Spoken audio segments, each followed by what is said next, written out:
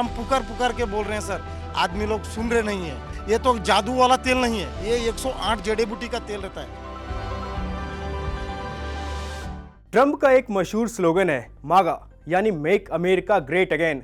उनके अनुसार अगर अमेरिका को फिर से ग्रेट बनाना है तो देश का विस्तार जरूरी है।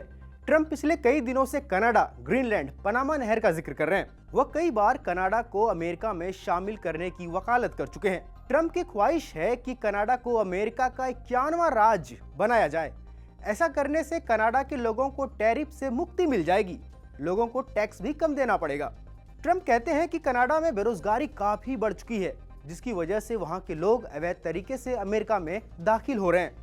हालांकि कनाडा के लोग ट्रंप की बातों को सीरियसली नहीं ले रहे। लिस्ट में दूसरा नाम ग्रीनलैंड का है। ट्रंप दुनिया का सबसे बड़ा आइलैंड ग्रीनलैंड को खरीदना चाहते हैं, लेकिन सवाल है कि अमेरिका इस आइलैंड को खरीदना क्यों चाहता है। इतिहास की ओर झांके तो ग्रीनलैंड पर 140 सालों तक डेनमार्क राजघराने का शासन रहा। सेकेंड वर्ल्ड वॉर में हिटलर ने इस आइलैंड को अपने कब्जे में ले लिया था। फिर अमेरिका ने लड़कर इस पर कब्जा किया। 1940 से लेकर 1945 तक अमेरिका ने इसे अपने पास रखा। फिर आइलैंड को डेनमार्क को सौंप दिया। समय के साथ अमेरिका को एहसास हुआ कि आइलैंड को सौंपना एक बड़ी गलती थी, क्योंकि वहां कई बड़ी मात्रा में मिनरल्स के भंडार हैं जो बैटरी बनाने के लिए कारगर है।